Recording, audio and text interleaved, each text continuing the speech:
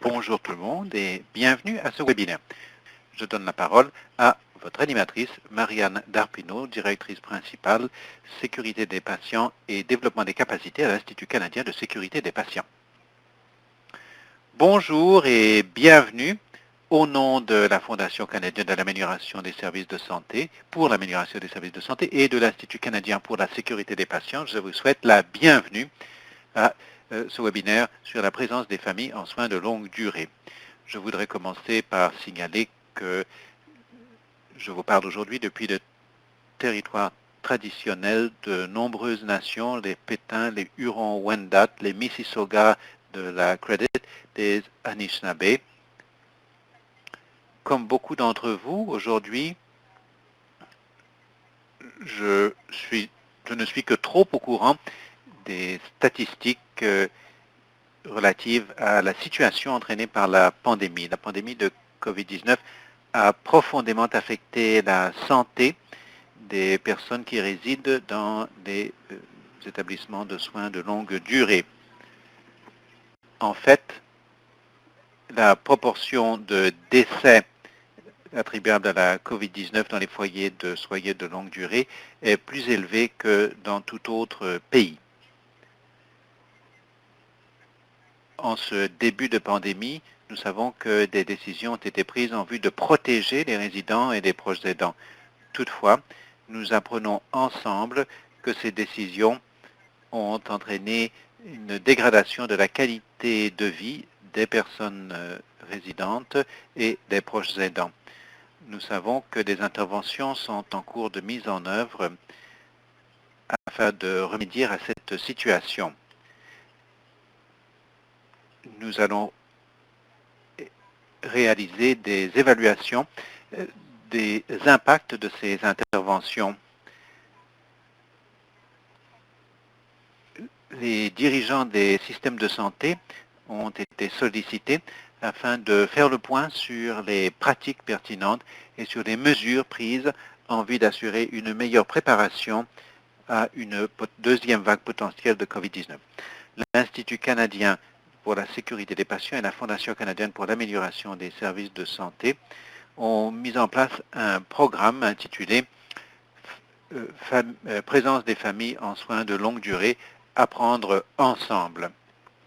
Aujourd'hui, nous allons envisager diverses interventions qui présentent la possibilité de réduire le risque attribuable à des éclosions futures. Ces éléments seront évoqués vers la fin du webinaire. Comme nous le savons, rien de tout ceci ne serait possible sans le soutien d'un aussi grand nombre de personnes dévouées.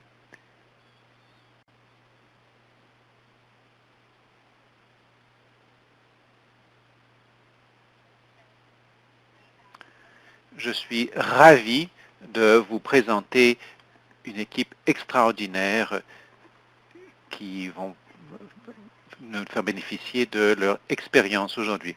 Maggie Kerestesi est une proche aidante qui a foi dans l'importance des partenariats avec les familles et les proches aidants dans l'ensemble du système de santé du Canada et qui défend les intérêts des proches aidants dans tous les secteurs. Dans ce rôle de proche aidante, elle en a appris davantage au sujet du système, surtout l'importance de soins réellement intégrés et inclusifs que pendant ces 20 années et plus de carrière dans le secteur de la santé. Je crois que la co-conception par les patients et les proches aidants des politiques et des programmes sont la clé d'un système intégré qui sera plus efficace et donnera de meilleurs résultats. Elle est administratrice bénévole à Emily's House, le seul hospice pédiatrique de Toronto, et directrice générale de l'Association canadienne des services de santé et de recherche en matière de politique.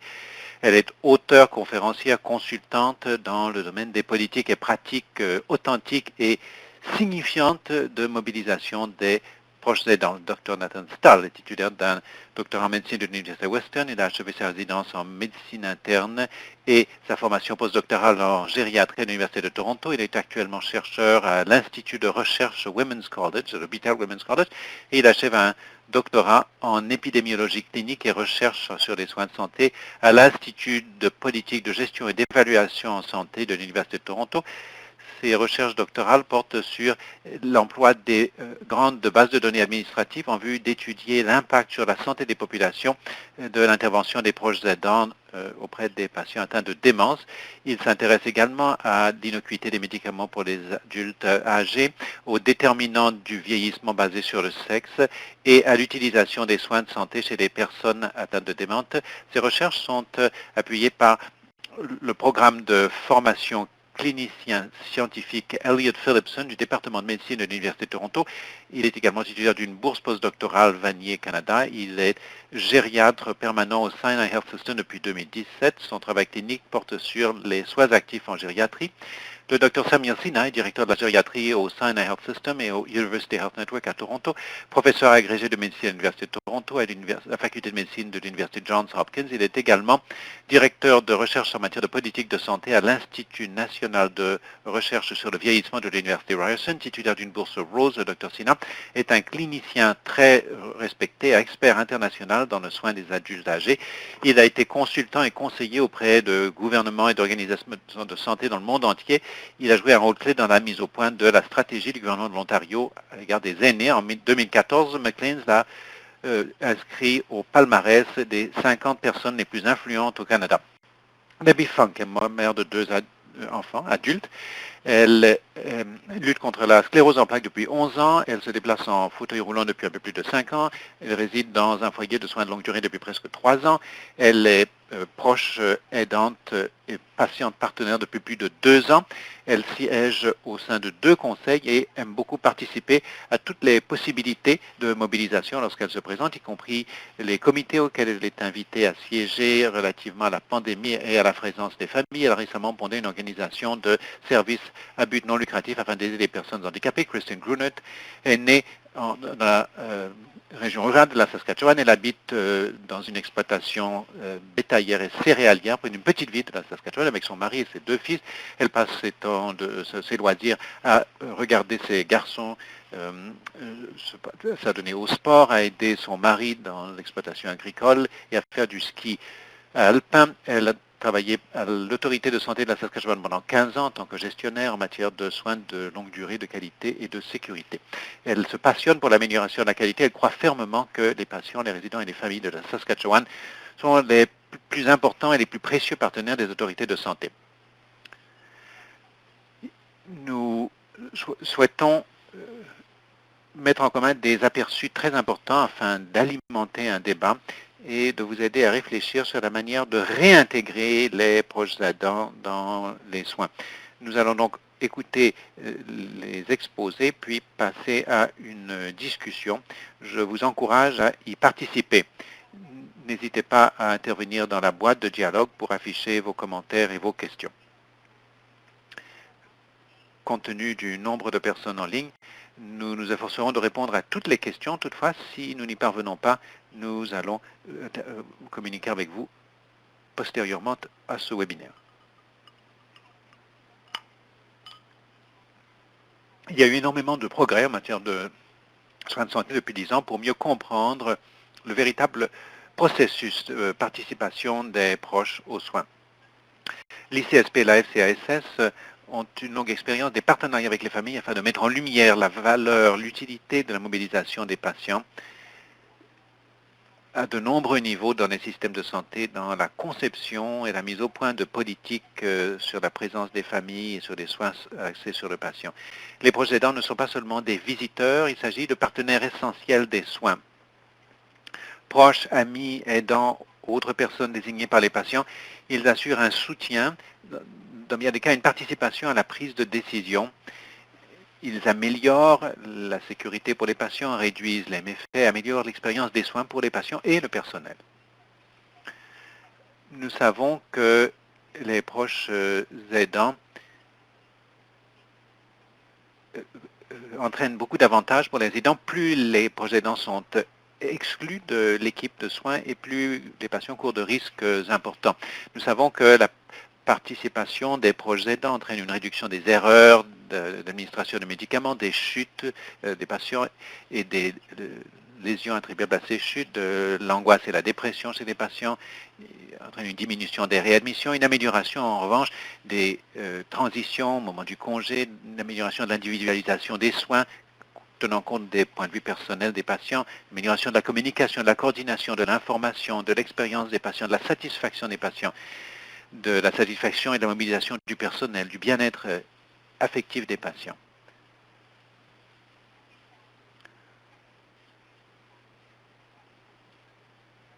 Le rôle des proches aidants au cœur des soins axés sur les patients fait l'objet du rapport Meilleur ensemble publié au mois de juillet.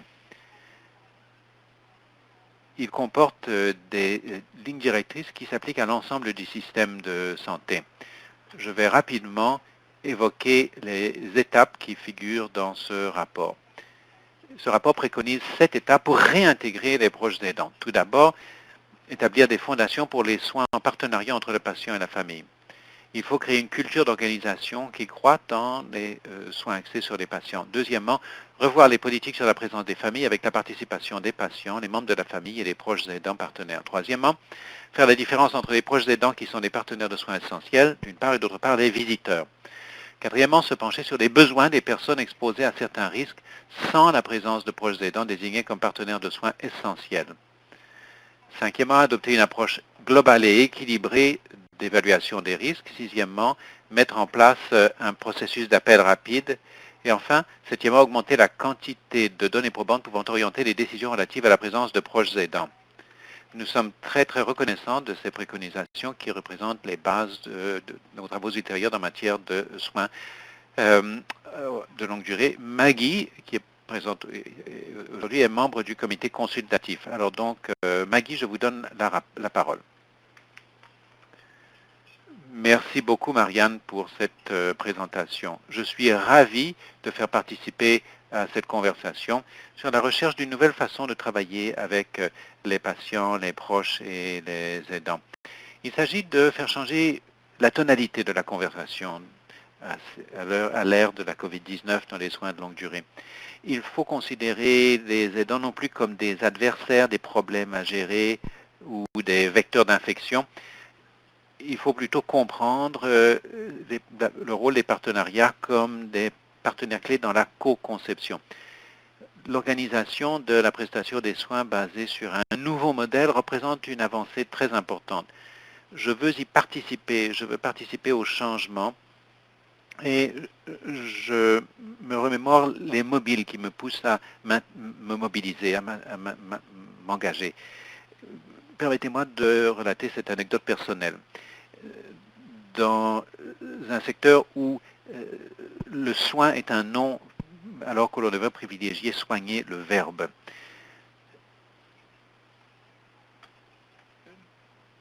Et nous avons vu nous avons dans ma famille, dans mon parcours personnel, constaté ce fait. Voici ma sœur et moi-même. Ma sœur a 6 ans, a été diagnostiquée, a reçu un diagnostic de cancer du sein. Et sa situation s'est améliorée grâce à une radiothérapie. En revanche, elle a subi des complications qui n'auraient pas été nécessaires.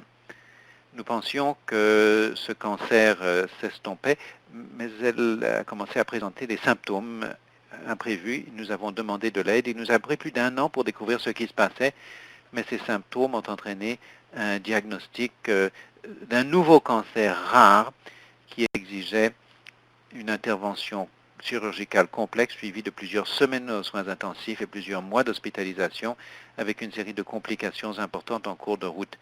C'est ce qui nous a amené à la situation où nous sommes aujourd'hui. En raison des exigences de mon rôle d'aidante, mon cheminement de carrière et notre vie de famille ont changé à jamais. Ma sœur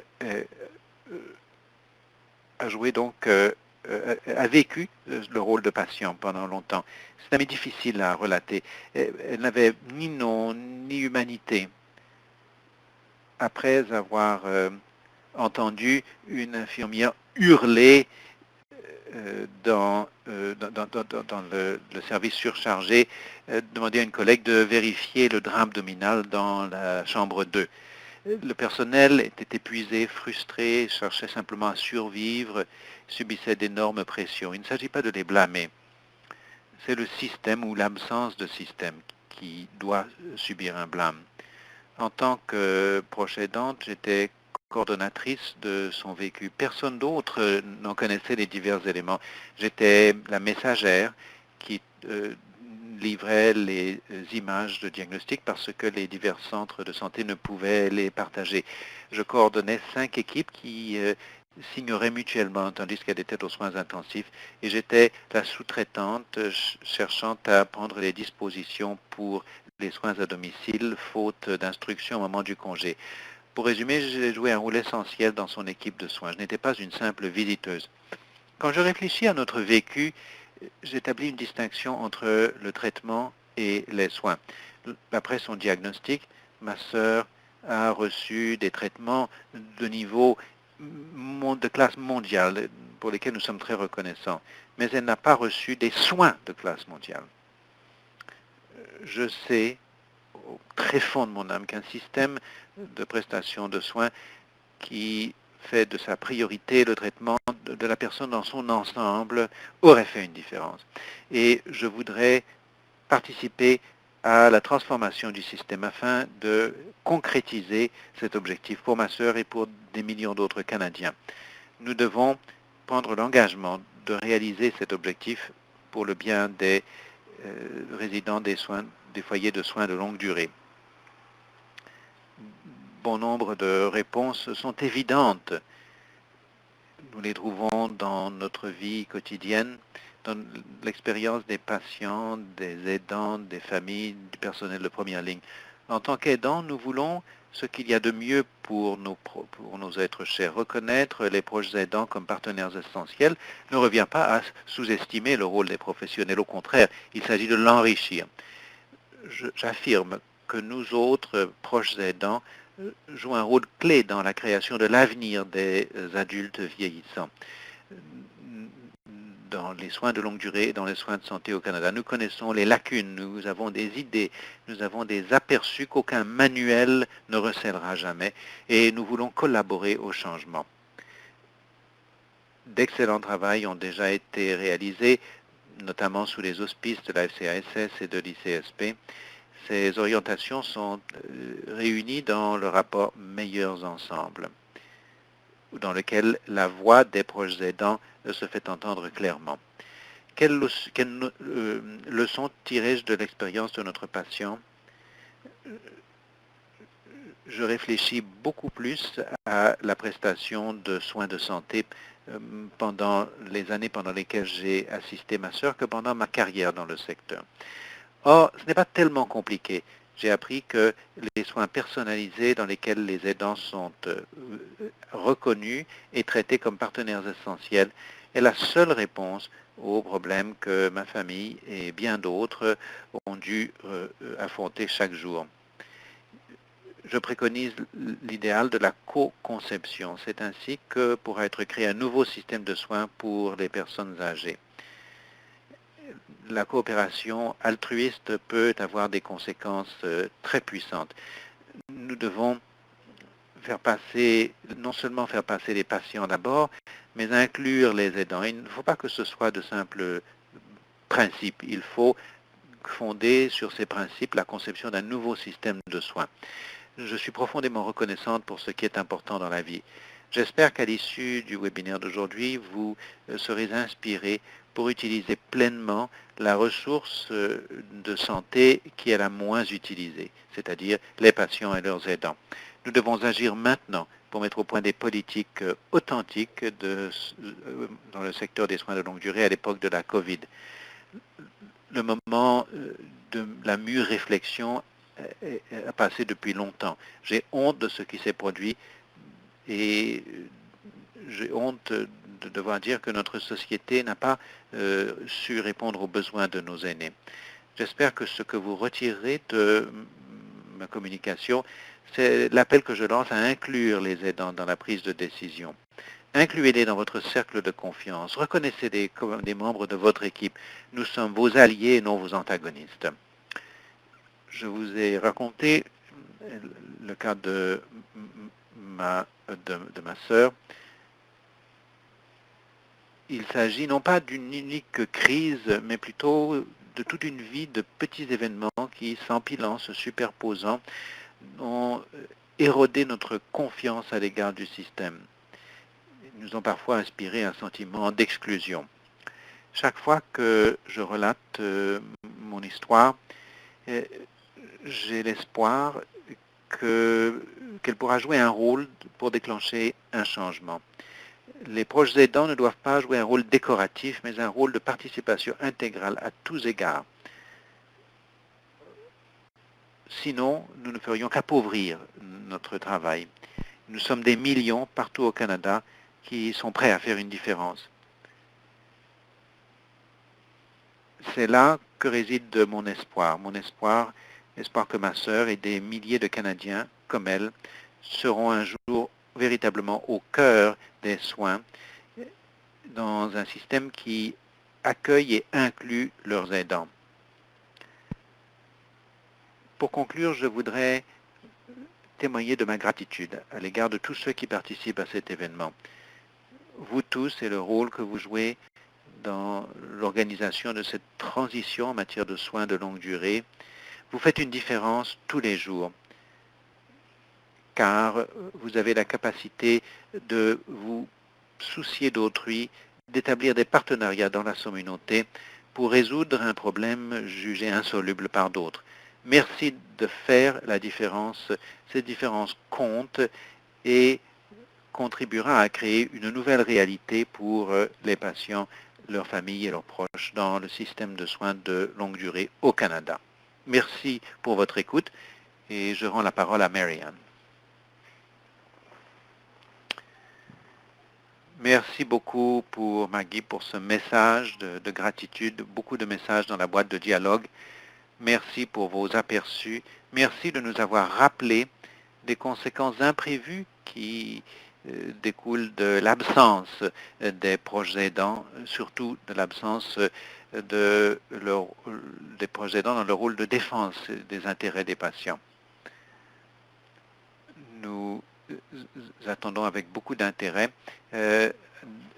d'apprendre à l'écoute du docteur Nathan Stahl à présent. Merci beaucoup. Merci Maggie pour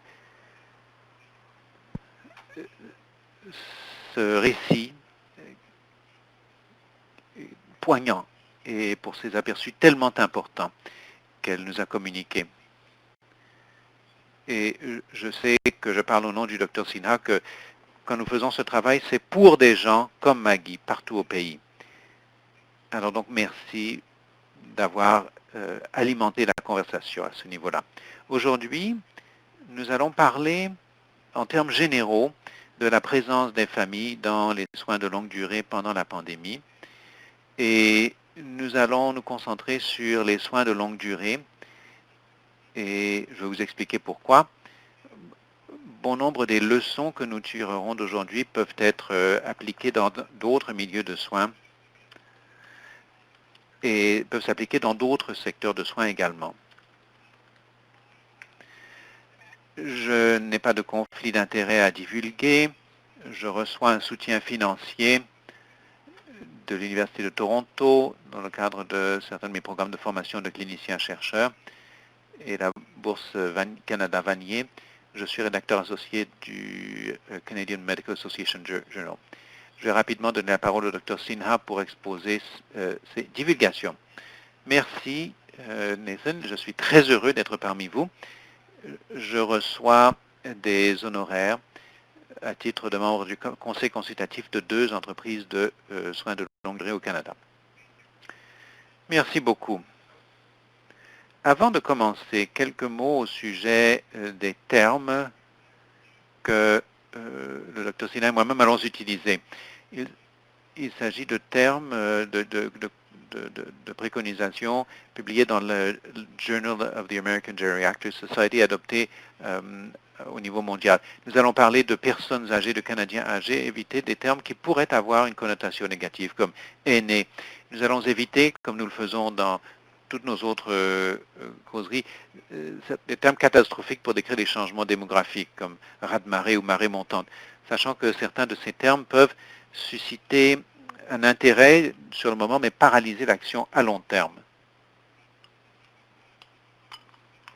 Plus spécifiquement, lorsque nous parlons des aidants, il s'agit d'un éditorial dont je suis co-auteur dans la même revue. Nous allons éviter des termes comme informel, aidants informels. Vous serez d'accord, j'espère, qu'il n'y a rien d'informel dans le rôle de l'aidant.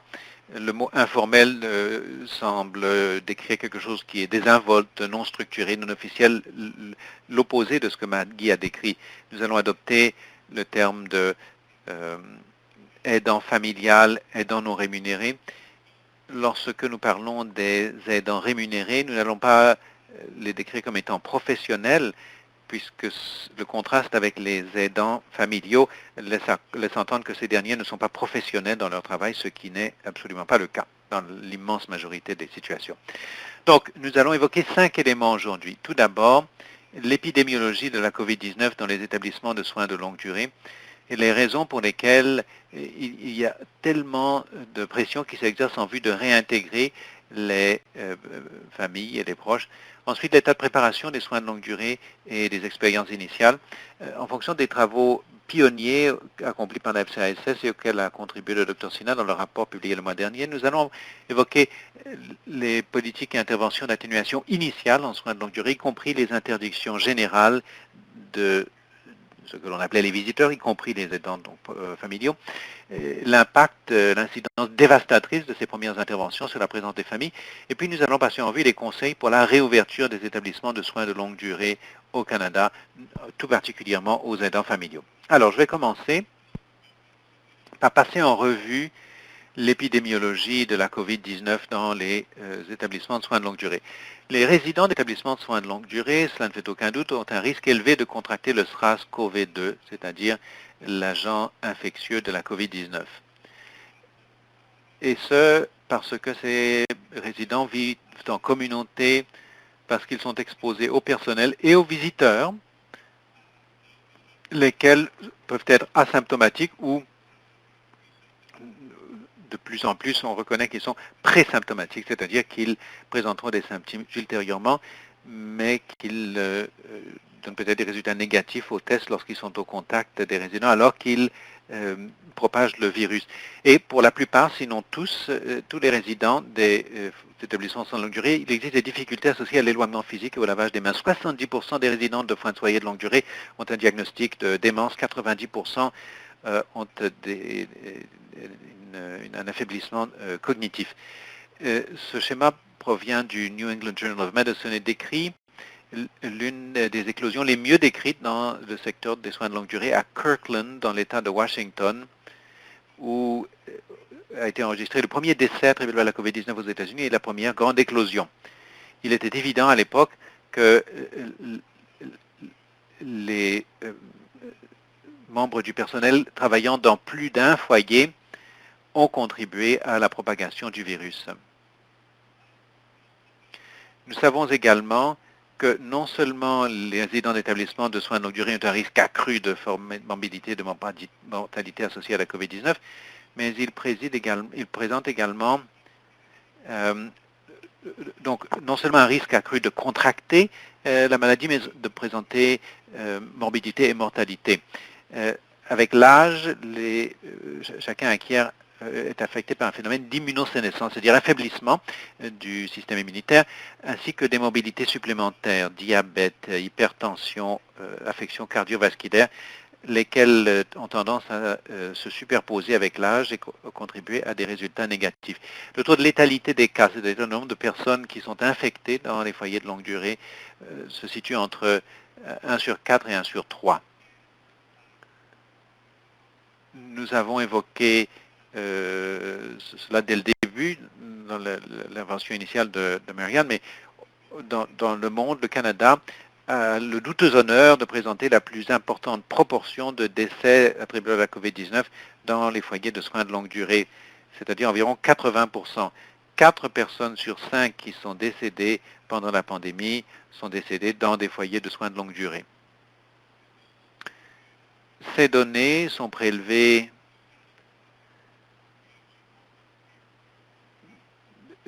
du tableau de bord de suivi de la COVID-19 de l'Institut international de soins de longue durée qui permet toujours de faire le suivi des décès.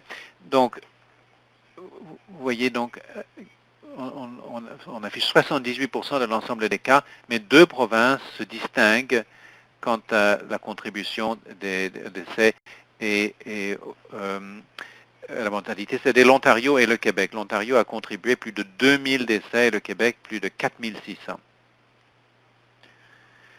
À présent, je vais donner la parole au Dr Sinha qui a participé à certains des travaux pionniers de la FCASS en matière de préparation du secteur des soins de longue durée.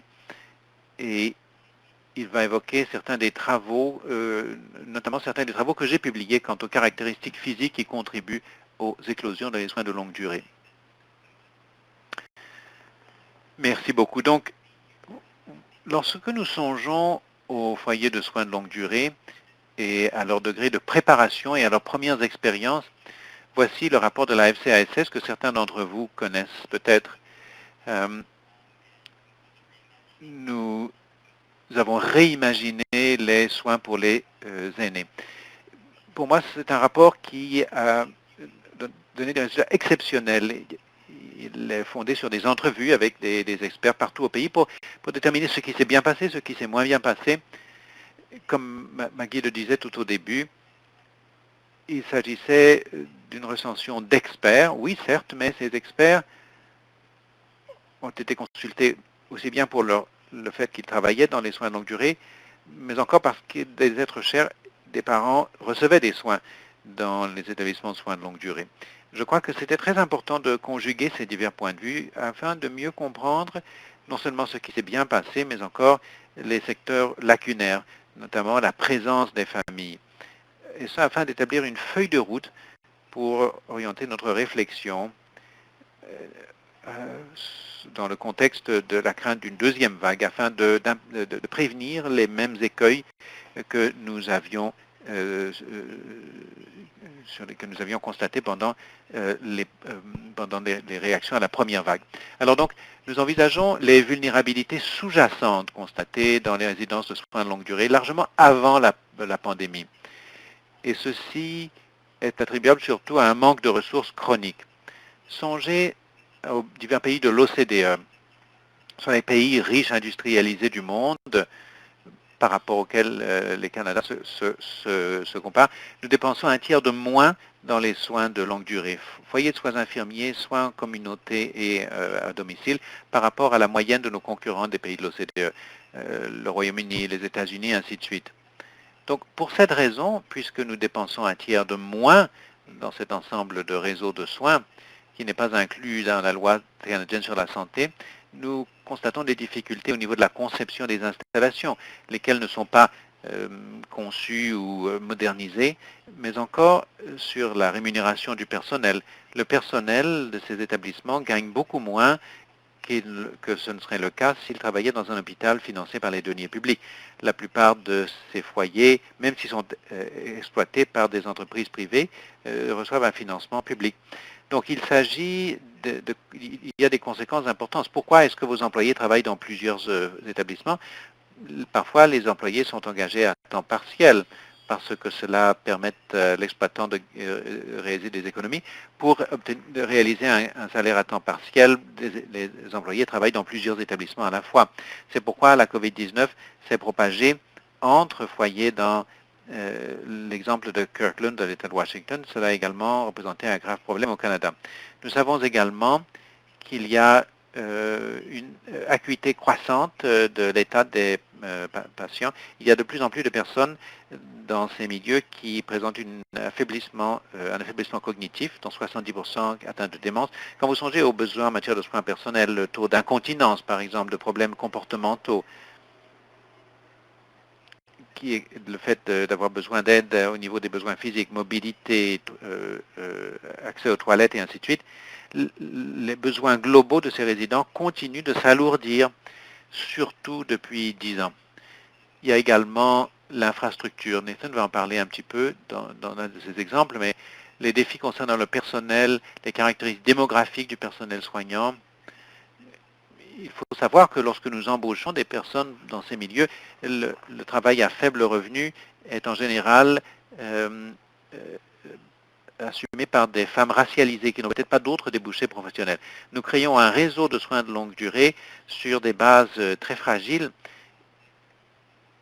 Lorsque nous ne rémunérons pas les employés suffisamment, que nous ne les traitons pas correctement, il n'est pas étonnant que 80% des foyers de l'Ontario, par exemple, éprouvaient des difficultés à recruter du personnel, même s'il y a également des problèmes de... Par ailleurs, est-ce qu'il y a des problèmes de fidélisation très importants? Le Québec et l'Ontario sont les provinces les plus durement touchées. L'Association ontarienne des soins de longue durée estime que l'Ontario a perdu jusqu'à 50% de son personnel habituel. Le Québec a cité des chiffres de plus de 10 000 employés disparus. On cherche à présent à recruter de nouveaux employés dans un système avec une augmentation considérable du salaire, mais je ne sais pas si cette initiative a été couronnée de succès. Nous savons que beaucoup de gens qui travaillaient dans ces foyers ou qui s'y rendaient à titre de visiteurs ou à titre de fournisseurs de soins ont éprouvé des difficultés au niveau des mesures de lutte contre les infections insuffisantes. Nous avons vu dès le début, il y avait des difficultés d'accès à l'EPI, des difficultés au niveau de l'application des directives, des difficultés en matière de formation, de pratique.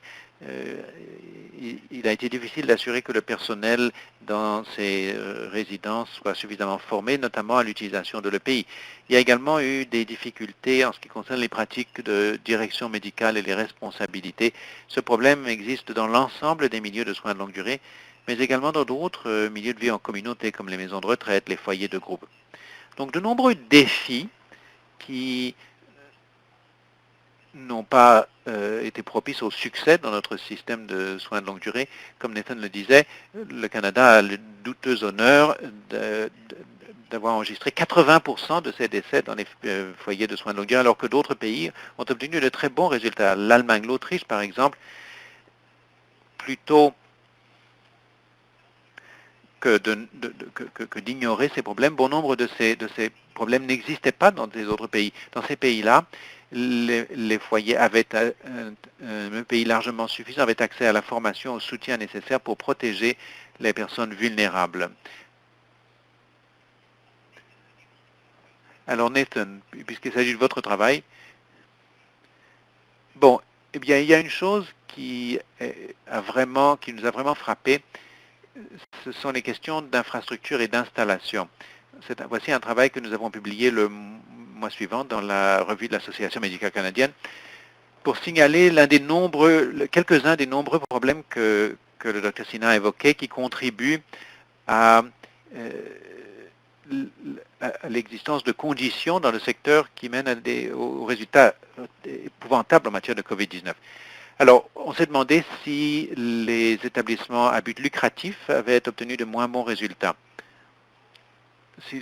Sur l'axe Y, il s'agit de la proportion de résidents atteints de COVID-19 dans les foyers de soins de longue durée. L'axe horizontal, c'est le statut à but lucratif ou non. Chaque poids ou triangle représente un établissement. Donc, plus on remonte sur l'axe vertical, plus l'éclosion est importante. Nous avons constaté que les établissements à but lucratif présentaient effectivement des éclosions plus importantes. Mais il y a de nombreux foyers tout en bas où aucun résident ou un très petit nombre de résidents n'a été atteint de la COVID-19. Ce qui nous a frappé, c'est que les foyers qui étaient conçus en fonction de normes plus anciennes, qui avaient de multiples chambres partagées, des salles de bain partagées, c'est ainsi que le virus a pu se propager comme une traînée de poudre dans les établissements. Il y avait également les établissements qui étaient propriétés de grands groupes, ce qui rappelle d'autres vulnérabilités. Les foyers qui sont propriétés de grands groupes ont tendance à avoir un personnel moins nombreux. Il y avait peut-être également plus de une supervision au niveau plus régional plutôt qu'au niveau de chaque foyer individuel. De la même façon, quand vous considérez la proportion de décès dans un foyer de soins de longue durée, donc ceux qui sont décédés de la COVID-19, les vulnérabilités systémiques sont attribuables surtout aux foyers qui ont des normes de conception plus anciennes. Je parle de l'Ontario ici. Ce sont des foyers qui ne sont pas conformes aux normes de 1972. Donc il s'agit d'établissements qui sont largement dépassés en ce qui concerne la conception. Par ailleurs, et toujours en nous fondant sur les foyers de soins de longue durée, soins d'infirmiers en Ontario, alors dépassons le statut lucratif ou non et la conception des locaux, songeons donc à la promiscuité, le nombre de résidents par chambre et par salle de bain. Les points bleus, ce sont les cas, les points oranges, ce sont les décès. Vous voyez un lien très très clair entre la promiscuité accrue et l'incidence des cas et des décès. Et la communication préliminaire de ce travail a entraîné dans une province comme l'Ontario les restrictions aux nouveaux admissions à pas plus de 2 résidents par chambre. Voici donc les risques attribuables à l'infrastructure, aux installations. Il existe beaucoup d'autres facteurs que le Dr Sinha a signalé qui ont contribué à la vulnérabilité du secteur. Alors, je vais rendre la parole au Dr Sinha pour évoquer certaines autres leçons que nous avons tirées du rapport publié sous les auspices de l'AFCASS et de l'ICSP. Merci. Donc, voici certaines des mesures initiales qui ont été prises. Bon nombre des études qui ont été faites au Canada ont porté sur la préparation des hôpitaux de soins de courte durée, les hôpitaux de soins actifs. Lorsque l'opinion publique s'intéressait à l'impact de la COVID-19 dans d'autres pays, dans des pays notamment européens, ce sont surtout les images des hôpitaux submergés de patients qui ont été publiées. On a donc supposé que la difficulté résidait dans la prestation de soins dans les milieux de soins actifs et non pas dans les milieux de vie communautaire. Dans d'autres pays comme la Belgique, où la même situation s'était présentée, ce qui a été le plus catastrophique à la fin, c'est que le secteur hospitalier n'a jamais été submergé et bon nombre des foyers de soins de longue durée ont été laissés sans soutien et dans bien des cas, dans le cas de la Belgique, les résidents n'ont même pas été autorisés à être hospitalisés et on a considéré que cela a atteint un certain nombre de décès. Donc il s'est passé beaucoup de choses. En ce qui concerne les conclusions du rapport, bon nombre de foyers de soins de longue durée ont estimé qu'elles étaient négligées, minimisées par des responsables du réseau de santé qui connaissaient mieux les hôpitaux de soins actifs et des organismes aux ressources plus importantes et qui ne savaient peut-être pas comment le système des foyers de retraite, foyers de groupe, foyers de soins de longue durée fonctionne, quelles sont les méthodes d'exploitation, les principes de soins. Il ne s'agit pas d'installation, d'établissement de soins, mais de foyers de résidence. Il y avait également des conflits des contradictions en matière de communication. Un problème au niveau de la communication des données au public en temps opportun. Il existait des difficultés, même si les décès étaient effectivement constatés comme étant attribuables à la COVID en début de pandémie dans les foyers, la manière dont ces données étaient diffusées en Ontario en particulier, il y a eu d'importants problèmes au niveau des données. On signalait toujours ce qui se passait dans les foyers de soins infirmiers, les 626 foyers de soins de l'infirmier en Ontario, mais il y a 727 foyers de retraite en Ontario dont on ne parlait même pratiquement pas, même s'il y a eu des centaines d'éclosions et de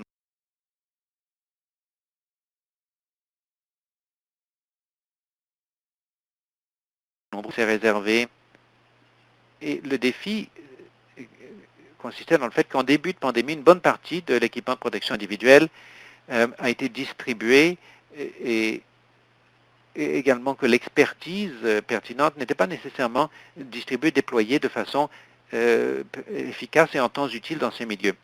Dans chaque province, on trouve des différentes variations sur le même thème. Nous avons signalé les succès enregistrés en Colombie-Britannique ou par exemple dans la région de Kingston, Ontario, là où les autorités locales ont fait preuve d'un fort esprit d'initiative, afin de montrer qu'il y a eu certains domaines dans lesquels il y avait beaucoup de succès ont été enregistrés, mais les ressources n'ont été consacrées, les ressources nécessaires ont été consacrées aux établissements de soins de longue durée qu'après l'éclosion, l'apparition d'éclosions catastrophiques. En Ontario et au Québec, les réactions immédiates ont consisté à convaincre les hôpitaux de redéployer leur propre personnel. Mon collègue, le Dr Sol, a été très engagé en tant que médecin de soins actifs au soutien d'un foyer de soins de longue durée à Toronto qui avait été dévasté par la COVID, en fournissant un soutien en matière de médecine gériatrique. Mais souvent, le personnel infirmier, le personnel médical était redéployé, mais l'Ontario, le Québec a commencé à obliger le personnel des conseils scolaires à intervenir et a finalement fini par faire intervenir l'armée. Plusieurs régions ont redéployé des ressources humaines, des personnes qui avaient que peu d'expérience dans les milieux de soins de longue durée, ce qui a créé une tension, puisqu'il s'agissait de faire comprendre que ce sont des milieux où les soins sont dispensés, mais avant tout, ce sont des résidences. Donc, bon nombre des premières expériences qui ont permis donc d'acquérir des leçons, mais de repenser ce qui s'est produit. Alors, passons à la prochaine diapositive. Alors donc, Nathan, à vous. Bon, alors donc, il y a une chose que nous avons également voulu signaler. Je sais que nous ne pouvons pas tout commenter dans le temps qui nous est imparti. Il y a d'autres personnes qui doivent intervenir, dont les interventions sont tout aussi importantes. L'équipe du Dr Sinha a étudié ce qui s'est passé en Ontario et ailleurs au pays au niveau des réactions des gouvernements et des autorités de santé en vue de protéger les adultes plus âgés dans les milieux de vie communautaire et notamment les foyers de longue durée. Donc, Dr Sinha, puisque nous abordons la question de la présence des familles, qu'est-ce qui a été fait à titre de réaction immédiate, presque automatique, notamment l'exclusion des proches aidants? Bon, très rapidement, bon nombre des mesures qui ont été prises, que vous connaissez bien, une des mesures décisives qui ont été prises, c'était de restreindre les visites non essentielles, ce qui a éliminé la présence des familles. Nous avons évoqué l'interdiction pour le personnel de travailler dans plusieurs établissements, l'accès à l'EPI, la mise en place de protocoles de tests et même la création de politiques d'admissibles et de congés flexibles.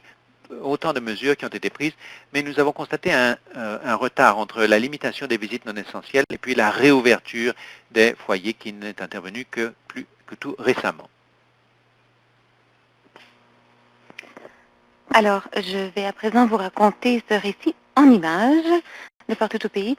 Donc, ceci vous sera sans doute très familier. Quel impact cela a-t-il eu sur la présence des familles?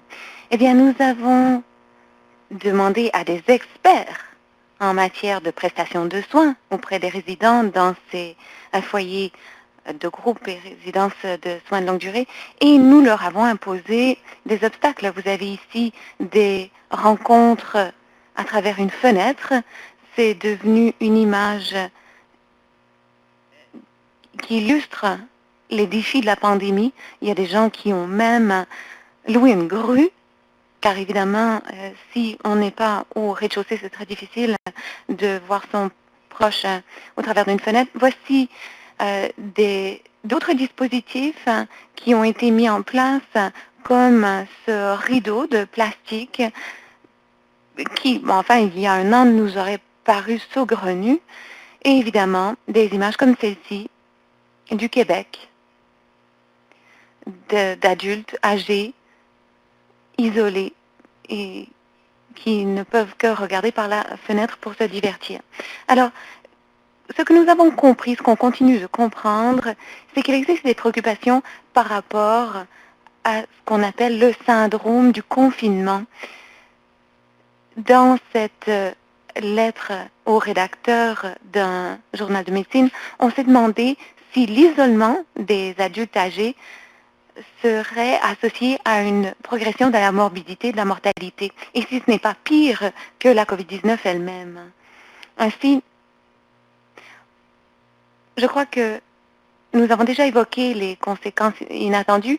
Moi, je pense que ces conséquences ne sont pas inattendues. Nous savons très bien que ce sont des dommages connexes. Les décideurs prétendent que c'est inattendu, mais ça n'est pas inattendu. On sait qu'il existe un coup de renonciation à ce genre de politique. Et les dommages que l'on constate de ce syndrome du confinement sont extrêmes. Des constats de déshydratation et de malnutrition. Voici un récit de quelqu'un à Toronto où le coroner a déclaré que la personne était morte de malnutrition et non pas de la COVID-19. Elle vivait dans une résidence de soins de longue durée, n'avait pas accès à ses proches qui lui prodiguaient des soins. Déclin fonctionnel et physique, aggravation des problèmes de santé chronique et des troubles de santé mentale, déclin cognitif et délirium, augmentation des comportements réactifs. On a entendu des cas partout au Canada de familles qui sont, dit-on, réunies avec leurs proches, qui a eu un déclin tellement catastrophique qu'ils ne reconnaissent plus leur famille. Augmentation des comportements réactifs, il y a des rapports anecdotiques d'augmentation des antipsychotiques et des contraintes physiques parce que les comportements se sont aggravés. Solitude et isolement social qui sont l'autre pandémie de cette crise. Et enfin, la détresse psychologique, la dépression et l'angoisse ou l'anxiété. Alors, les dommages qu'on dira collatéraux sont extrêmes. Ainsi, ce que nous avons constaté, et d'ailleurs, surtout grâce au rapport très important de la FCSS qui a été produit sur la réintégration des proches aidants dans les établissements de soins de courte durée, les provinces et territoires de partout au Canada, je dirais, à la fin mai, début juin, commençaient à mettre au point des conseils sur la réouverture des établissements de soins de longue durée. Or, ce que nous avons constaté pendant cette période, c'est que ces conseils, malgré les données probantes sur le syndrome du confinement, malgré les demandes accrues demandant à ce qu'on laisse les proches aidants rendre visite et prodiguer des soins aux résidents, qu'on n'arrivait toujours pas à un bon équilibre, c'est-à-dire que les mesures étaient toujours trop restrictives et qu'elles ne permettaient pas aux proches aidants d'avoir accès aux proches hospitalisés ou en résidence. Alors, les experts du National Institute on Aging et d'autres experts qui travaillent pour ce centre comme pour Ryerson ont publié le résultat d'un examen sur 50 personnes. Enfin, on a eu 50 experts qui ont examiné un document que nous avons publié, qui est maintenant rendu public dans le journal JAMDA, dans le cadre duquel on établissait des conseils plus équilibrés. Alors, je vais rapidement évoquer ces conseils sur la réouverture des établissements, mais nous avons établi 6 conseils principaux d'après le rapport de la FCSS et de ces 50 experts. D'abord, les politiques, très souvent, ne font pas la distinction entre les proches aidants et le visiteur. Les résidents et les familles responsables de la prise de décision en cas d'incapacité doivent être perçus autrement. Donc, il y a des gens qui ne sont pas exclusivement des visiteurs. Ils sont là pour effectivement prodiguer des soins directs. Deuxièmement, nous avons signalé que les restrictions doivent équilibrer les risques de la COVID-19 avec les risques du syndrome du confinement. Troisièmement, les politiques établies et mises en œuvre doivent prioriser l'équité et être souples et bienveillante. C'est-à-dire qu'il faudrait permettre aux résidents des soins de longue durée d'avoir l'accès nécessaire pour maintenir leur état de santé et leur bien-être. Donc, certains auront besoin d'un accès accru. Et quatrièmement, les gouvernements et les services de santé publique, les foyers de soins de longue durée doivent également communiquer régulièrement sur la base de données probantes par rapport à ce qui oriente leur politique et l'accès par rapport aux visiteurs. Bon, lorsqu'on dit visiteurs, dans ce contexte-ci, on englobe aussi les proches aidants, donc tous ceux qui ne sont pas résidents. Cinquièmement, des données rigoureuses par rapport à la réouverture des foyers de soins de longue durée aux proches aidants qui doivent faire l'objet d'une reddition de comptes. C'est parce que les décideurs prétendent que si on ouvre les portes aux proches aidants, nous allons réintroduire le virus et que donc c'est impossible pour nous d'en discuter. Et enfin, il faut un mécanisme de rétroaction de sorte que les proches aidants puissent interjeter appel si on les interdit d'accès. Peut-être même qu'il s'agit d'une transgression des règles établies par le gouvernement et la santé publique. Et pourtant, ces familles n'ont aucun recours pour faire réexaminer la décision du foyer en question. Alors, très brièvement, nos deux dernières diapositives avant de céder la parole à nos successeurs. Alors, je sais que c'est écrit tout petit, mais ces conseils sont disponibles en ligne au National Institute on Aging, mais aussi en publication libre de JAMDA. Alors, pour les proches aidants, on a fait un examen, un état des lieux des politiques de visite dans l'ensemble des provinces et territoires du Canada. Et nous avons examiné aussi la situation ailleurs dans le monde pour tâcher d'informer ces conseils. Et nous avons établi des conseils, d'ailleurs, qui distinguent les proches aidants des visiteurs. Pour les proches aidants, de nouveau, il faut définir et reconnaître les proches aidants.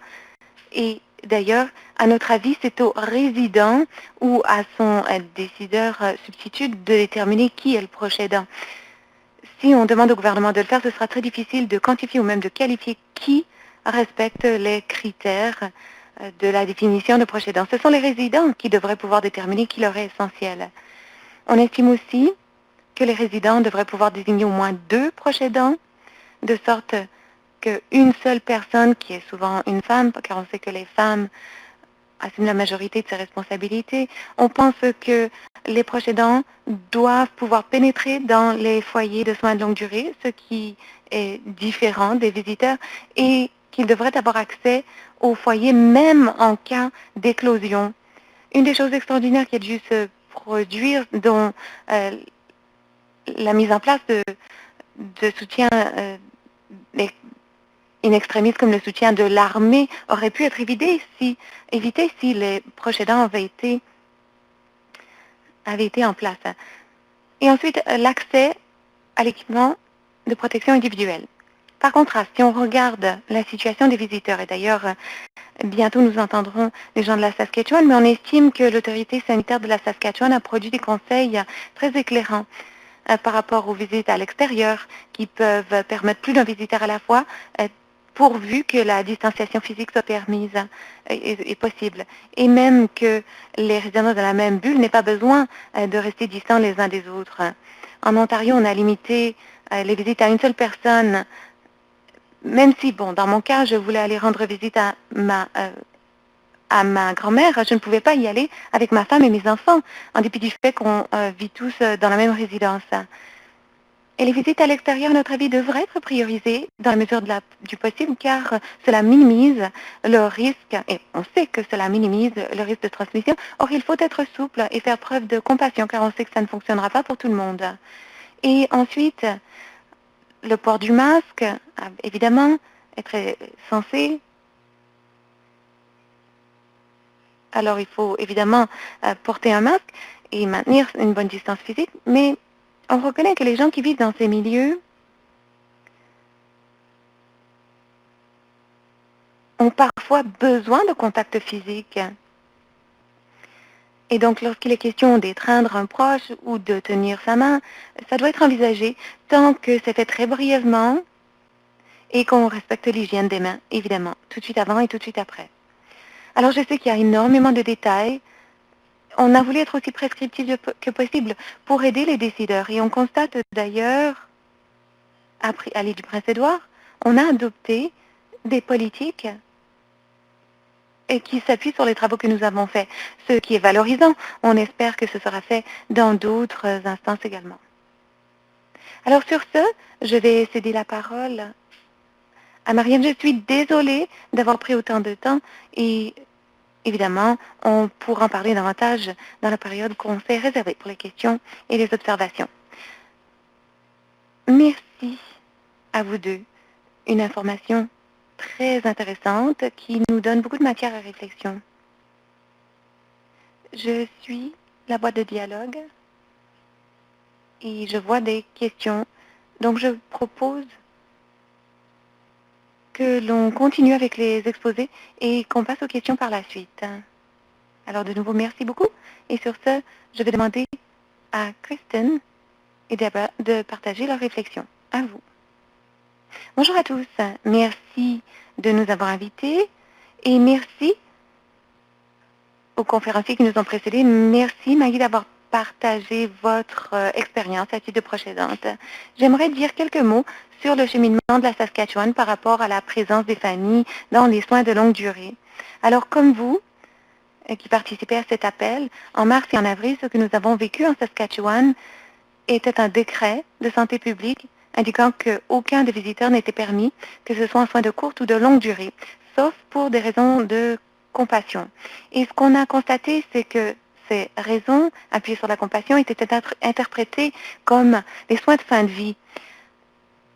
Alors, comme le docteur Starr le disait, on a des proches aidants qui n'ont pas eu accès à leurs proches en mars et en avril. On a permis des visites par la fenêtre, comme le reste au Canada, mais ça n'a fonctionné que pour un tout petit pourcentage de nos résidents.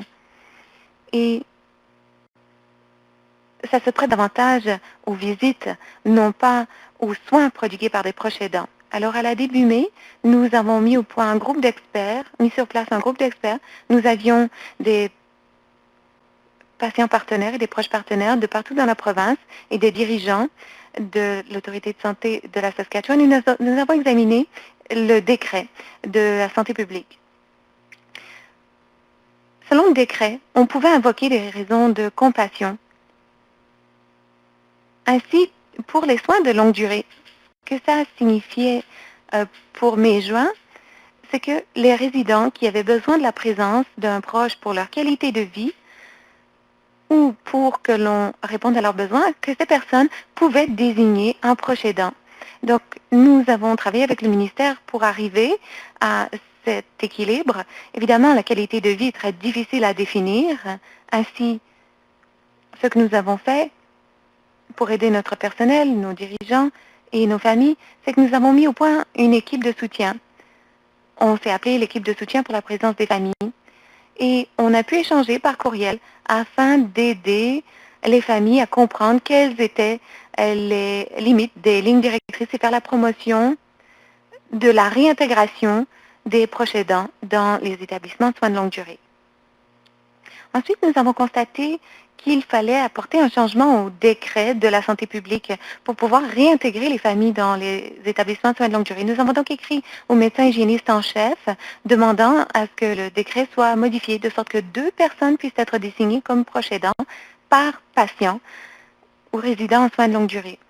Le médecin hygiéniste l'a approuvé et nous avons pu apporter ces changements le 1er juillet. Alors, à l'heure actuelle, en Saskatchewan, nous avons une directive sur la présence des proches qui est endossée par le ministère de la Santé. Chaque résident en soins de longue durée peut désigner 2 proches aidants, un à la fois. Donc, la présence d'un seul à la fois.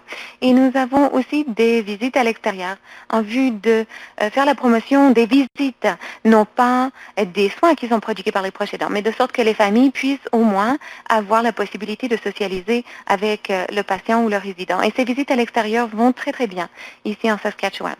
Et ce qu'on constate aussi, c'est qu'il y a un niveau, un degré de présence de famille très varié. Dans la province de la Saskatchewan, nous sommes une petite province du point de vue de la démographie, mais il y a énormément de variations sur le plan de la présence des familles dans nos installations. Certains des défis, des obstacles que nous avons constatés par rapport à la réintégration des proches aidants dans les foyers, c'était la crainte qu'il y ait un foyer, une éclosion dans les établissements de soins de longue durée. On constatait ce qui se passait ailleurs. Le personnel, les résidents, les familles, les dirigeants étaient inquiets, à juste titre, étaient inquiets d'avoir une transmission des infections. La gestion du processus de dépistage, évidemment, était difficile. Il faut avoir suffisamment de personnel et il faut évidemment avoir de l'équipement pour assurer ce dépistage. Par ailleurs, un autre obstacle était le changement constant. Comme vous le savez, de mars à aujourd'hui, beaucoup de choses ont évolué. On avait énormément de changements politiques par rapport à la COVID. Ainsi, le personnel, les familles souffraient un peu de lassitude par rapport à ce changement. Et enfin, une autre chose était la gestion de la distanciation physique au sein des foyers, mais aussi entre les proches et de les équiper avec un équipement de protection individuelle. Il fallait également les former pour leur expliquer comment se servir de ces EPI. Donc, c'est une chose à laquelle on travaille d'ailleurs. Alors, pour les travaux à venir, au cours du mois à venir, nous allons examiner le cas de ces deux personnes de soutien. Est-ce qu'il sera possible d'assurer une rotation, étant donné que bon, les proches aidants, par exemple, peuvent être absents pendant un moment, peuvent aussi souffrir de surmenage, et on voudrait aussi augmenter la présence et la fréquence des proches aidants. On a désigné 2 personnes par résident, mais ce qu'on constate, c'est que si chaque foyer peut l'opérationnaliser, certains peuvent avoir beaucoup plus de souplesse sur le plan des heures de visite. Et donc, il s'agit de tâcher de permettre une augmentation de la fréquence de ces visites. Et enfin, la présence des familles en période de pandémie. Quelles sont les solutions à long terme? On sait que cela ne disparaîtra pas d'ici la fin du mois. Alors, comment continuer de se concentrer sur la présence des familles pour le long terme? Et enfin, nous vivons au Canada et les visites à l'extérieur ne sont possibles que pendant une petite période de l'année. Ainsi, comment permettrons-nous à ce concept des visites à l'extérieur de se poursuivre lorsque il fera très froid en hiver, voire même en automne? Alors voilà, quelques mots sur ce que nous avons vécu en Saskatchewan. Sur ce, je cède la parole à Deborah Funk, qui est patiente partenaire, qui travaille avec nous depuis le mois de mai.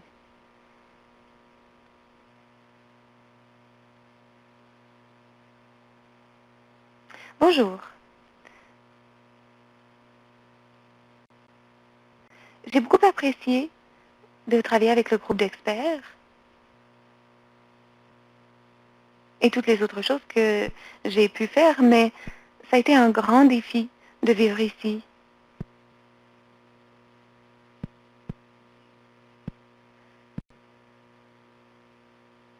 Je suis une de 2 personnes de mon foyer atteintes de démence et le seul moyen pour moi de rester en santé est de veiller sur moi-même parce que les résidents ne comprennent pas très bien ici le concept de la distanciation physique. Alors, toutes les visites que je peux voir auxquelles je peux assister sont par webcam. Et j'ai eu droit à une visite extérieure à l'occasion d'un anniversaire.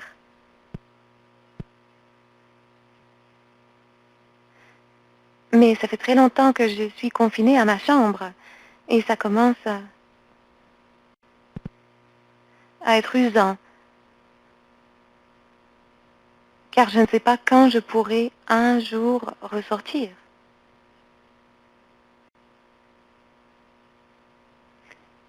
Je suis la plus jeune de ma famille, donc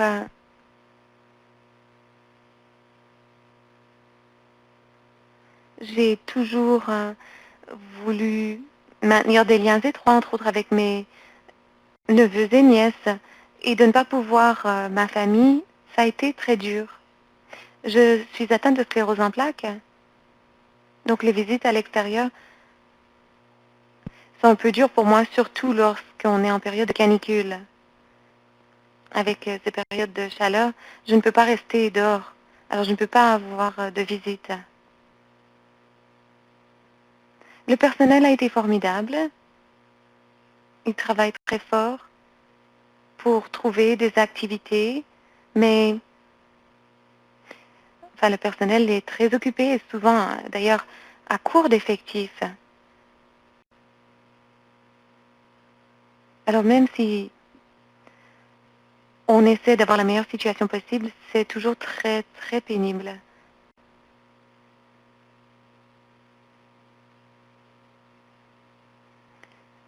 Et étant donné que ça ne sera peut-être pas possible d'ouvrir nos portes avant le mois de juin de l'année prochaine, enfin, c'est démoralisant. On ne sait pas quand on pourra renouer avec une certaine normalité. J'ai 2 enfants et ma mère qui voulaient venir me rendre visite.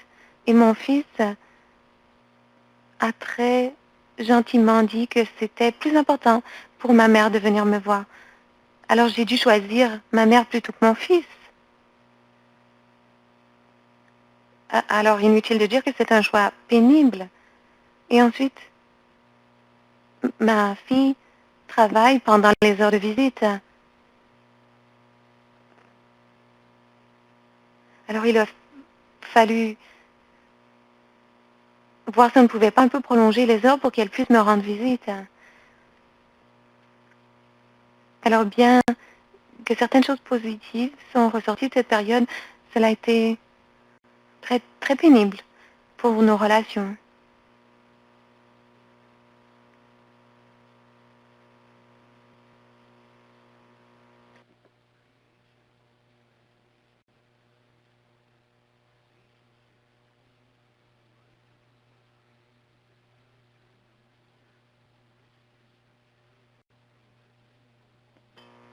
Kristen, avez-vous quelque chose à ajouter? Non, merci d'avoir partagé votre expérience. Merci à toutes les deux. Merci infiniment. Nous apprécions énormément la contribution de votre point de vue, Deborah, et l'impact que cela a eu sur vous et votre famille. Nous sommes très reconnaissants que vous ayez accepté de partager votre expérience et nous apprécions beaucoup le fait que vous puissiez communiquer ces difficultés au groupe d'experts. Kristen, nous savons qu'il faut d'abord identifier les obstacles si on veut pouvoir les surmonter. Alors merci d'y avoir travaillé très fort avec les exploitants des foyers. Je pense que ça nous permet d'ailleurs d'amorcer la période de discussion. Comme je le disais, on a prévu des questions à l'avance et on va demander à nos invités d'y répondre.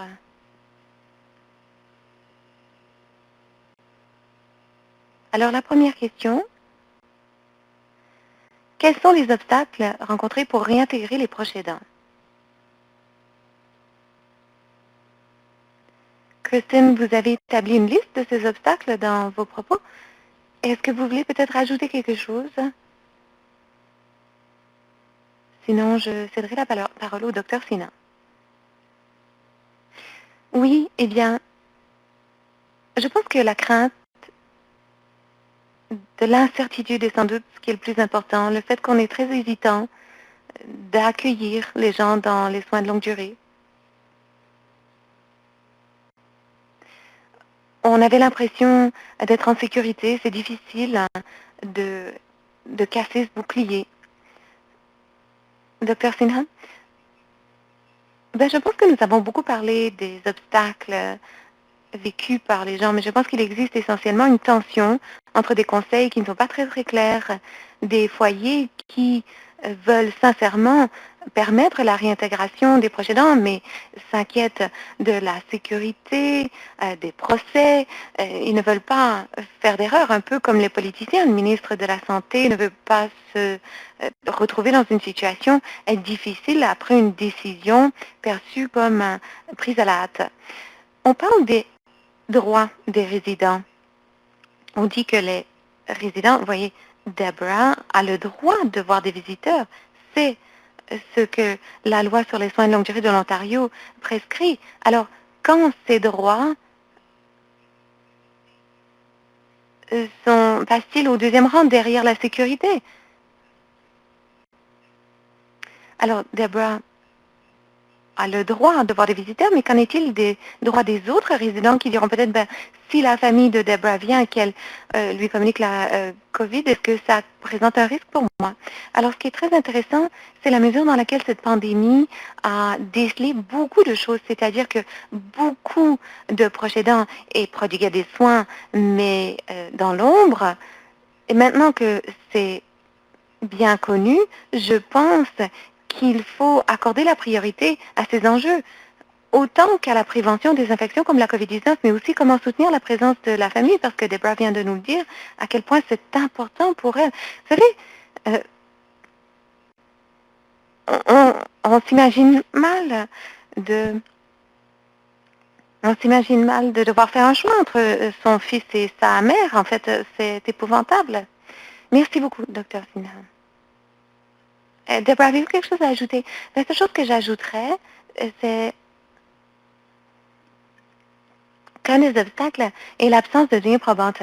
Le fait que la COVID-19 était un tout nouveau virus et qu'on avait très peu de connaissances par rapport à son évolution, je pense que cela a donné lieu à une politique beaucoup trop générale. Maintenant, il faut se poser des questions plus précises. Est-ce qu'effectivement, les proches aidants sont des vecteurs d'infection? Et le cas échéant, comment endiguer ces infections? À mon avis, ce sont ces obstacles qui demeurent.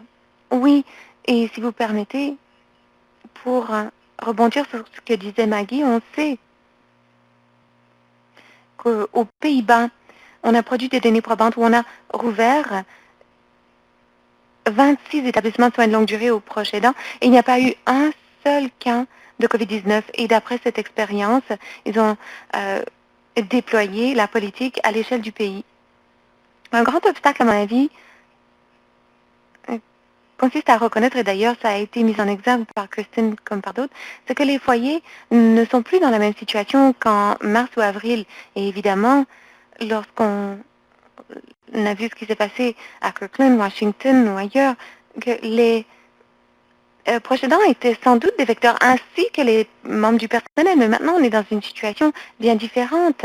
C'est-à-dire que on reconnaît maintenant la transmission asymptomatique ou présymptomatique. On a maintenant accès à de l'équipement de protection individuelle. On a des politiques de protection et de contrôle des infections. Vous savez, on n'a pas réagi lorsque le personnel a été déclaré vecteur de COVID-19 en les interdisant d'aller dans les établissements. Et je pense que l'obstacle que l'on constate pour les proches aidants, c'est qu'on les voit comme un luxe plutôt qu'un service essentiel, parce que la réaction envers eux a plutôt été bon. Ils ont peut-être été un vecteur, ils pourraient continuer d'être un vecteur d'infection, ainsi on va continuer de leur fermer la porte. Ainsi, à mon avis, c'est un échec de reconnaître, comme le disait Maggie, que les proches aidants, effectivement, sont des membres essentiels de l'équipe de soins, dans la même mesure que les membres du personnel le sont. Et j'ai vu dans la boîte de dialogue, et ainsi on l'a entendu dans nos recherches, que les gouvernements n'ont pas traité de ces lacunes chroniques. Il y a des déficits sur le plan des effectifs, des EPI, qui devraient permettre la réintégration des proches aidants. Mais cela ne représente pas un obstacle insurmontable. Cela doit être fait pour permettre la réintégration de ces membres essentiels de l'équipe de soins. Merci à tous. On apprécie énormément votre point de vue lorsqu'il est question des obstacles à la réouverture. Du point de vue des exploitants, de ces foyers, des résidents, des familles et du personnel. Je vois qu'il y a énormément d'activités dans la boîte de dialogue et je vois que vous vous répondez les uns les autres. Alors, nous allons répondre à vos questions si nous n'avons pas le temps de le faire dans le cadre de ce webinaire et nous vous enverrons une réponse sous forme de document collectif qui sera rendu disponible à l'ensemble du groupe. Alors à présent, nous allons passer à la deuxième question. Et ensuite, nous verrons s'il reste du temps. On sait qu'il ne reste plus que 10 ou 12 minutes. Alors, la deuxième question. Que peut-on faire différemment pour reconnaître le rôle des proches aidants en tant que partenaires de soins essentiels? Maggie, je vais commencer par vous. Et ensuite, on passera au Dr. Stahl. Et peut-être que Deborah aura quelque chose à ajouter. Merci, Marianne. Je pense que cette question est fondamentale. À mon avis, ça concerne la distinction entre un proche aidant et son rôle et celui d'un visiteur. Il est important de tracer cette distinction. L'autre chose qu'il faut reconnaître, c'est que comme proche aidant, rien n'est plus important pour moi que de protéger ma sœur. Et si cela signifie, dans le cas de la COVID-19, d'apprendre comment convenablement porter mon EPI, travailler avec l'établissement en vue de comprendre ce qui est permis, ce qui n'est pas permis, et comment on me permettra de revenir dans l'établissement. Je suis très motivée de reprendre ces visites, tout comme le sont les autres proches aidants. Alors le fait que l'on veuille tous protéger le résident, le patient doit être reconnu à mon avis. L'autre chose, c'est que une chose qui m'est apparue très claire dans le cadre de la COVID-19, c'est que je croyais que les proches aidants étaient intégrés plus solidement dans le système, et ce n'est pas le cas. Ainsi, je pense qu'il faut veiller à avoir l'infrastructure en place, de sorte que lorsqu'une pandémie ou un autre problème se présente, que les proches aidants fassent partie de la prise de décision, qu'ils fassent partie de l'établissement des politiques, qu'ils fassent partie des conversations, de sorte qu'on ne doit pas corriger le tir par la suite, que l'on ait des politiques plus consciencieuses au départ. Bon, je n'ai pas grand-chose à rajouter, mais je dirais que la COVID-19 a mis en lumière énormément d'injustices dans la société, dont, comme le disait Maggie, le fait que, bon, pas la FCISS et l'ICSP, mais que le système qui était soi-disant centré sur le patient et sa famille s'est un peu écroulé autour de ce principe. Le système n'a pas réussi à les intégrer. Et la COVID-19 a aussi montré la crise de pénurie de personnel. Je ne prétends pas que ce sont les proches aidants qui doivent prodiguer les soins, mais je pense que les décideurs et les foyers doivent reconnaître que les proches aidants, enfin, que l'absence des proches aidants ne fait qu'exacerber la crise des effectifs parce que le travail non rémunéré qui est fait par les proches aidants exige maintenant que le personnel s'en acquitte, ce qui n'est pas possible étant donné les pénuries. Alors, à mon avis,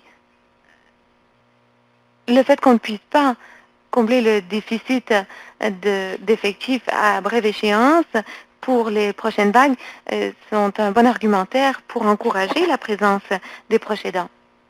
Debbie, avez-vous quelque chose à ajouter? Mais je n'ai pas grand-chose à ajouter, hormis le fait que la définition du partenaire essentiel de soins est fondamentale, car souvent, les cliniciens n'ont pas la même définition d'essentiel que le résident. Oui, tout à fait, merci. Et nous passons donc à la troisième question.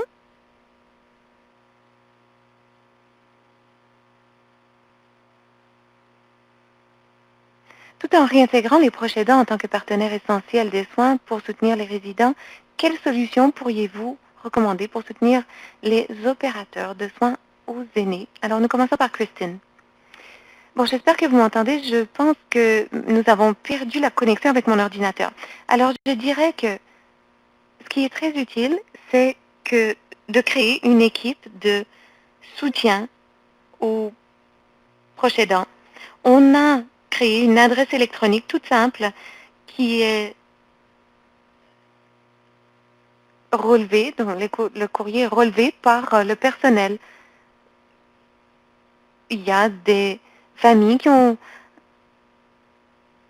ont appelé, des décisions qui les interdisaient de rendre visite à leurs proches. Et c'est aussi un moyen de former les gestionnaires et le personnel par rapport à l'importance de la présence des proches aidants. Ainsi, c'est la deuxième mois que cette équipe est en place, l'équipe de soutien auprès des proches aidants, et nous sommes tout aussi occupés que le premier jour. Alors, je pense que ça a été une des clés de la réussite dans notre cas. Merci, Kristen. Alors, j'ai très peu à ajouter,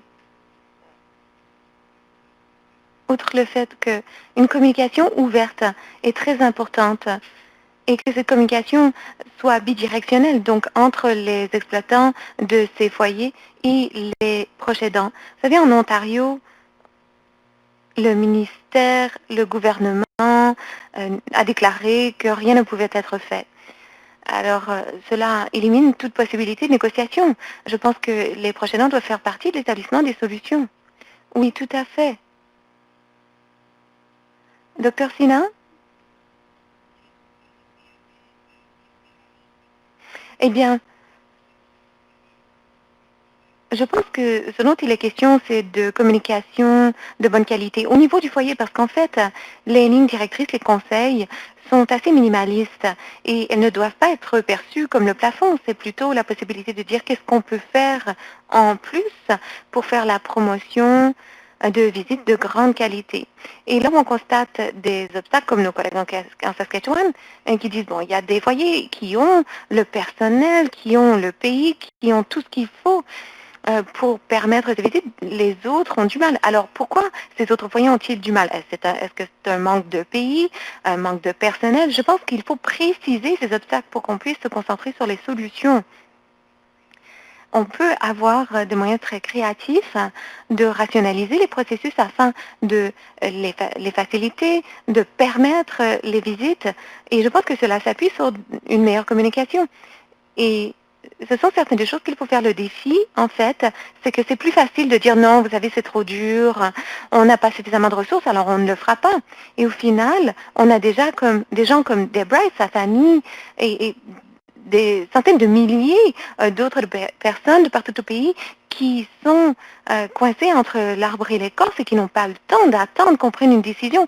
Il faut absolument réintégrer les proches aidants parce que, comme le disait le docteur Stahl dans notre exposé, on voit de plus en plus de gens qui succombent à d'autres maladies qu'à la COVID-19 ou à d'autres difficultés qu'à la COVID-19. Et c'est ça la catastrophe, lorsque l'on ne reconnaît pas le rôle joué par les proches aidants pour promouvoir le bien-être et la santé des résidents.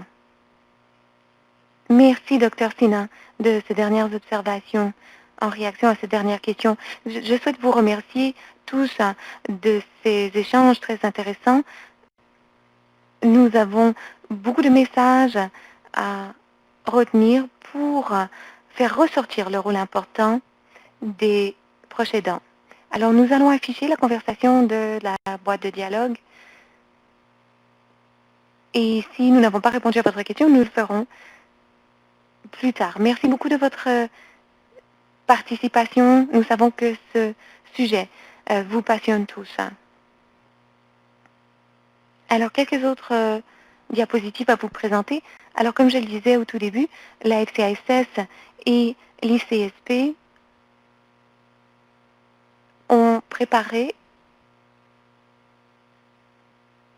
un outil d'évaluation, d'auto-évaluation, qui s'adresse aux dirigeants, aux gestionnaires, au personnel de soins directs et à un représentant des patients et des familles. Alors, l'outil peut être rempli par une personne appropriée d'un établissement de soins de longue durée. Il y a un lien qui apparaît dans la boîte de dialogue où vous pouvez le trouver. Et c'est également disponible sur le site web de l'IFCISS. Et ce sera également envoyé dans un courriel de suivi aux participants de ce webinaire. Le portail en ligne est également disponible. Vous pouvez vous inscrire pour participer aux diverses offres du programme, comme caucus, soins de longue durée, encadrement, fonds de démarrage. Alors, ces détails sont disponibles également sur le site de la FCISS. Eh bien, également,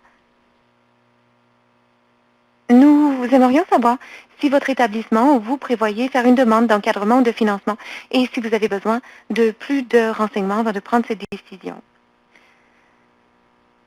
Un petit rappel, le prochain événement, le 27 août, nous aurons le caucus de soins de longue durée. Vous pouvez vous inscrire au moyen du portail en ligne. Le 14 septembre, soyez des nôtres pour un webinaire avec le Dr. Kieran Moore qui partagera l'expérience de Kingston, la stratégie utilisée pour préparer le centre aux épidémies et prévenir ces épidémies dans les établissements de soins de longue durée. Si vous avez des questions, n'hésitez pas à communiquer avec nous. Et avant de nous quitter, je souhaite remercier nos illustres invités pour leurs interventions par rapport à la situation dans les établissements de soins de longue durée. Merci de nous avoir prodigué des conseils si judicieux. Merci au nom de nous tous. Et enfin, tout juste avant que nous nous quittions, pouvez-vous répondre à ce bref questionnaire? Dans l'ensemble, je suis satisfait ou satisfaite de ma participation au webinaire. J'en sais plus sur la présence des familles en soins de longue durée qu'avant de participer à ce webinaire. Ce webinaire m'a fourni des idées de mesures concrètes à mettre en place pour réengager les familles et proches aidants en tant que partenaires essentiels des soins de longue durée. Et avez-vous d'autres commentaires ou suggestions pour améliorer le contenu partagé dans ce webinaire? Toute autre observation, n'hésitez pas à la saisir. Merci au nom de la FCISS et de l'ICSP.